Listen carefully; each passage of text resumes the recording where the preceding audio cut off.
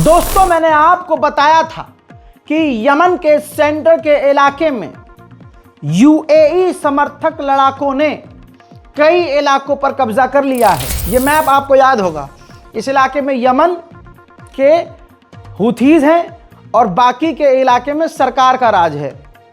जहां सरकार का राज है उसी सरकार को, यमन की गवर्नमेंट को सऊदी अरब की सरकार सपोर्ट करती है।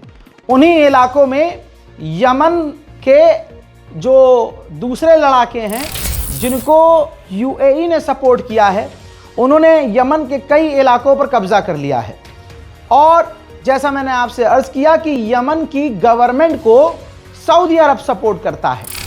अब आपके सामने बिल्कुल एक्सक्लूसिव ब्रेकिंग न्यूज़ के तौर पर यह बड़ी खबर दिखा रहा हूं। तस्वीर देख लीजिए। अब सऊदी अरब ने खतरनाक हथियार यमन के समर्थन में यमनी गवर्नमेंट को भेजना शुरू कर दिए हैं। अब यह सिग्नल है कि यूएई और सऊदी अरब के बीच टकराव की स्थिति बन जाएगी और यमन के हालात बुरे होने वाले हैं।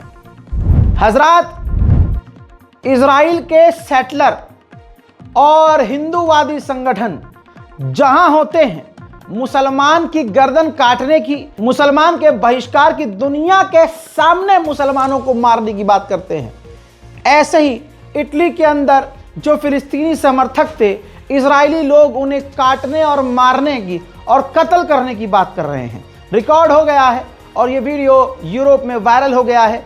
इजरायलियों की जमकर आलोचना हो रही है। Free Palestine. Scusa, possiamo essere lasciati in pace? You know how you look? You look like a gay guy. You know what they do to gay guys?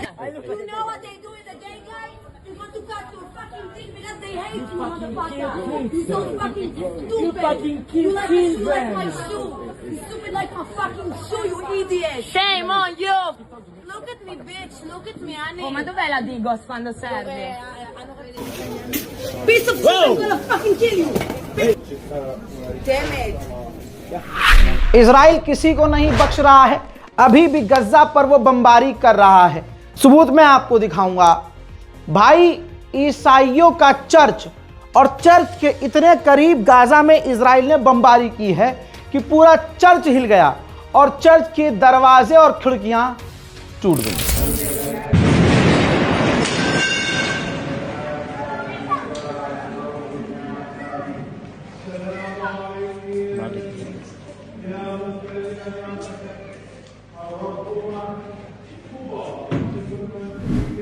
हस्बे अल्लाह निअमल वकील।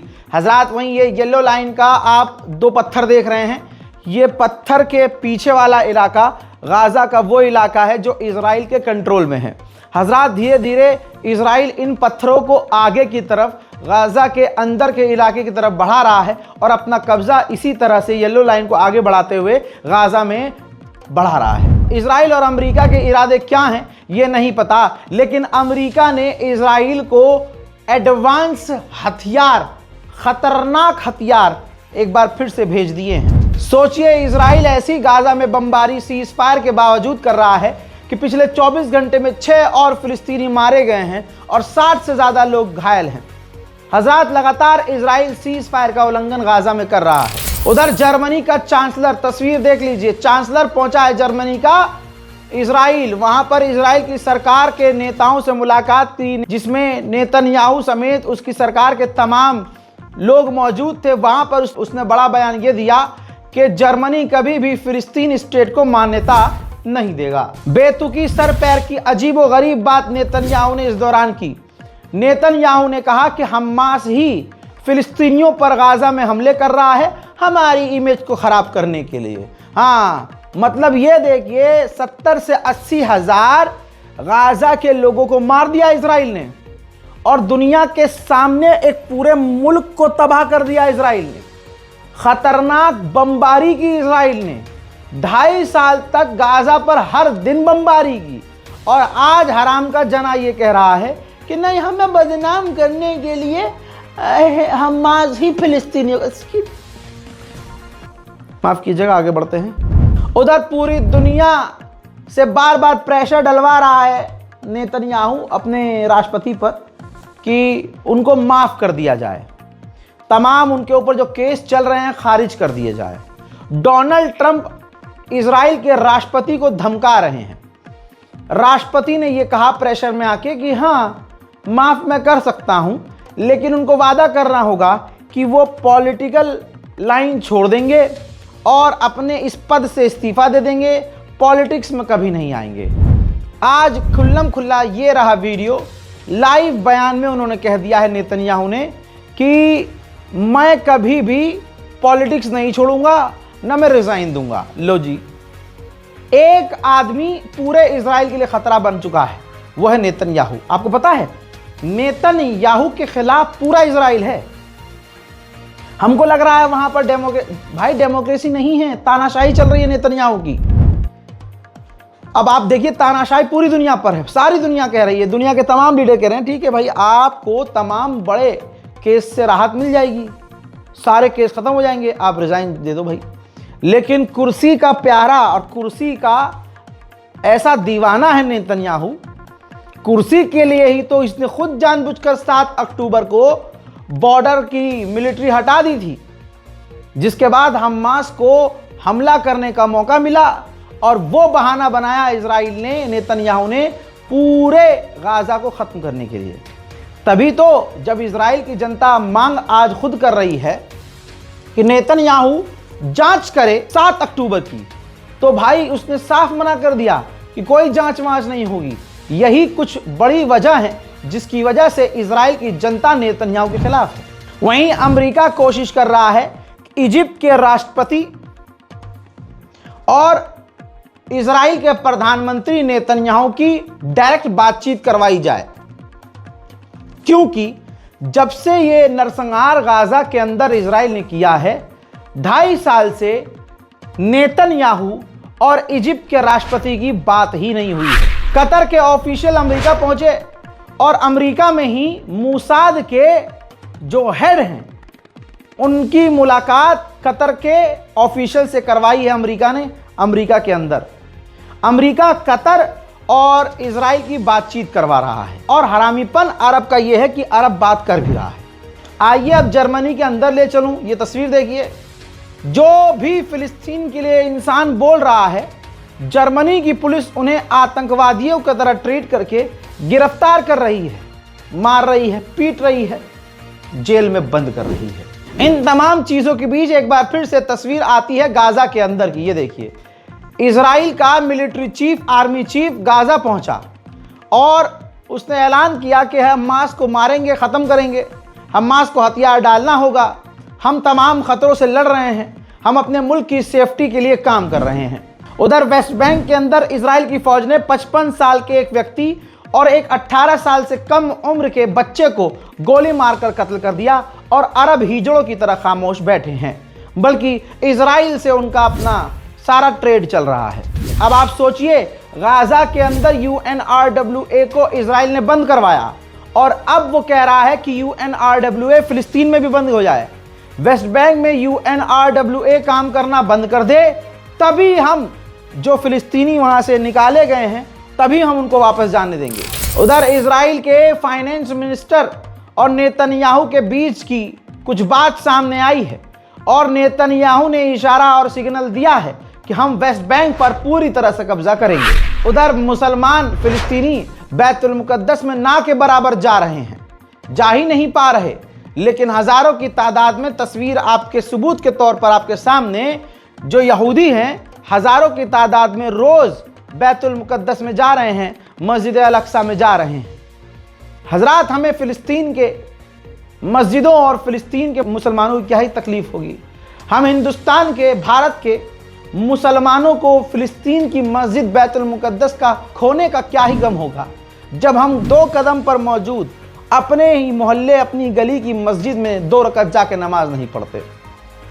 तो बेशक एक ईमान वाले को ईमान वाले का ही दर्द होगा, जिसे अपनी पड़ोस की मस्जिद से फर्क नहीं पड़ता कि उसमें हो क्या रहा है, उसे फिलिस्तीन की मस्जिद से क्या फर्क पड़ेगा। उधर इजराइल के सेटलर, तस्वीर दिखा रहा हूं, ये देखिए, इजराइल के जो सेटलर हैं वेस्ट बैंक में जा रहे हैं, वो जमीनों का घेराव कर रहे हैं अपने आउटपोस्ट बनाने के लिए, चेक पॉइंट बनाने के लिए, और नेतन्याहू की सरकार ने पूरी छूट दी है कि वेस्ट बैंक में आप जाइए और कब्जा कीजिए। अभी किसी गहचट्टे को यह लग रहा हो कि नेतन्याहू बहुत मजबूत है और I love Israel, I stand with Israel, तो अपने इजराइल के लोगों की सुन लो। ये साले मुसलमानों की नफरत में यहूदियों से ज़्यादा खतरनाक हो गए हैं। एक तरफ ये तस्वीर देखिए, नेतन्याहू के खिलाफ इजरायली यहूदी सड़क पर हैं, नेतन्याहू के खिलाफ प्रदर्शन कर रहे हैं और ये मांग कर रहे हैं कि नेतन्याहू को माफ ना किया जाए। उसने करप्शन किया है और बहुत खतरनाक करप्शन किया है, हमारे देश को नुकसान पहुंचाया है, देश की जीडीपी को डाउन किया है, हमारे लोगों को नुकसान पहुंचाया है, जंग में जबरदस्ती पूरे देश को झोंक दिया है। ये तमाम चीजें नेतन्याहू के खिलाफ यहूदी बोल रहे हैं, लेकिन भारत का एक गंदा झुंड, एक संस्कारी समुदाय आई लव इजराइल कर रहा है। ये तमाम उन लोगों को अपना बाप बना लेते हैं। इनका बाप बनने के लिए किसी को अपने सीमन की जरूरत नहीं है कि भाई कुछ करना पड़ेगा, फिजिकल कुछ होना पड़ेगा, नहीं नहीं नहीं।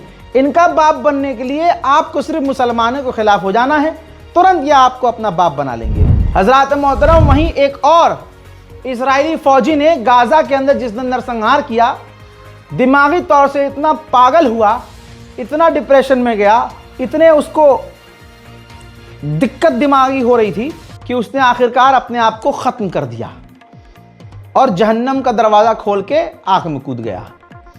ये हालात हैं, लेकिन फिर भी गणचट्टे इजराइल का साथ दे रहे हैं। इनका भी यही हाल होगा।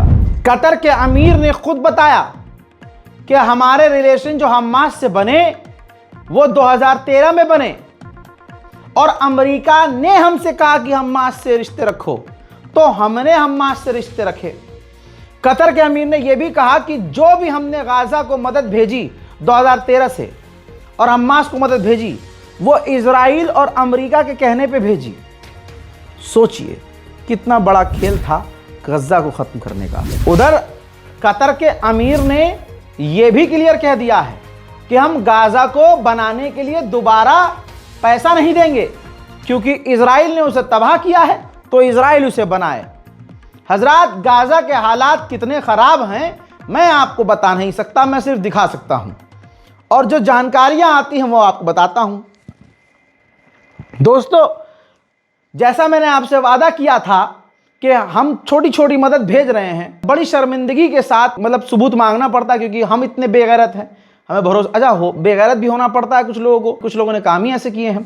तो बड़ी बेगैरती के साथ मैंने उनसे, अपनी बहन से जो है वो तस्वीरें मंगाई।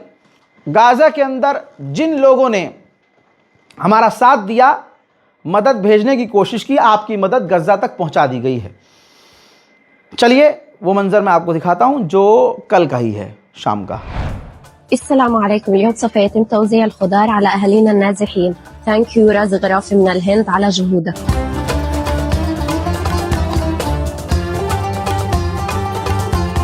في عنا بصل، بطاطا، وعنا الليمون. مش حننسى الخيار، مش حننسى الفلفلة، أكيد البندورة أساس الأسود.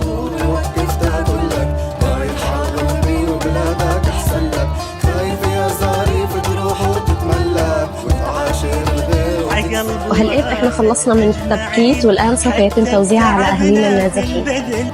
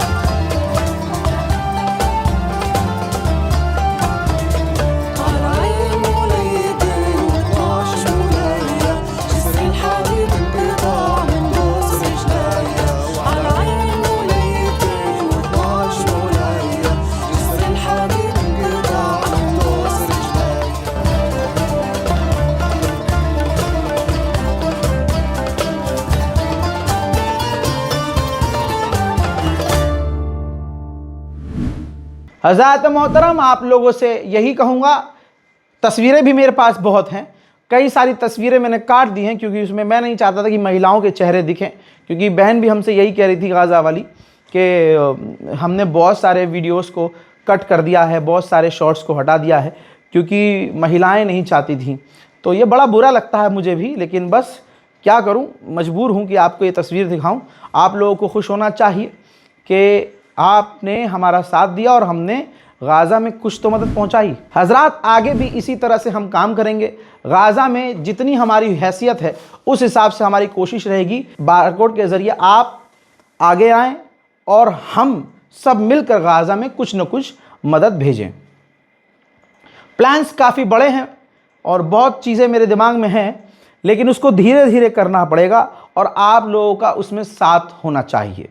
तो अगर आपके दिमाग में तस्वीर देखकर लगता है कि एक आलू भी आपके नाम का गाज़ा में होना चाहिए, तो आप इस बारकोड का इस्तेमाल कीजिए। जब आप UPI स्कैन करेंगे, नाम आना चाहिए Ali Raza, Kotak Mahindra bank, saving account.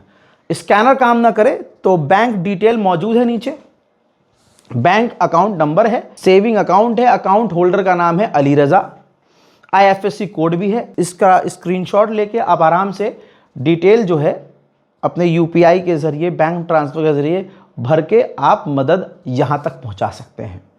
उसके बाद हमारी जिम्मेदारी है, वादा किया है, वादा निभाया है और आगे इंशाअल्लाह वादा निभाते रहेंगे।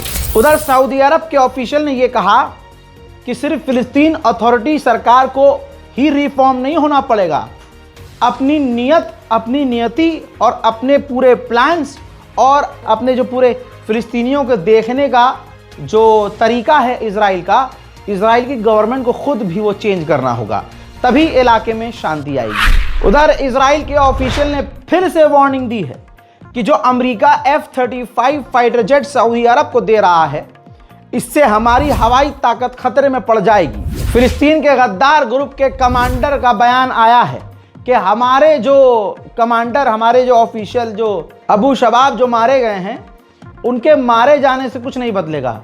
हम हमास से नहीं डरते और हमास का अंत करीब है। मोहतरम हजरात, आज के इस डिटेल्ड वीडियो में फ़िलहाल के लिए इतना ही। बहुत कुछ मैं अभी आपको और बताने वाला हूं। इस वीडियो को शेयर कीजिएगा, रिपोर्ट को शेयर कीजिएगा, अपनी राय कमेंट में लिखिएगा। ये वीडियो हम फेसबुक पर नहीं डाल रहे हैं। हमारे चैनल से जुड़िए ताकि रज़ाग्राफी अनस्क्रिप्टेड यूट्यूब पर जब आप सब्सक्राइब करके आ जाएं तो सबसे पहले अपडेट आपको मिले।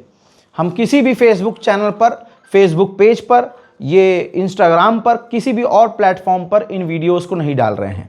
अगर आप ये किसी और प्लेटफॉर्म पर, किसी पेज पर देख रहे हैं तो इसका मतलब ये है कि वो किसी हमारे फ़ैन ने डाला है या फ़ैन पेज ने डाला है।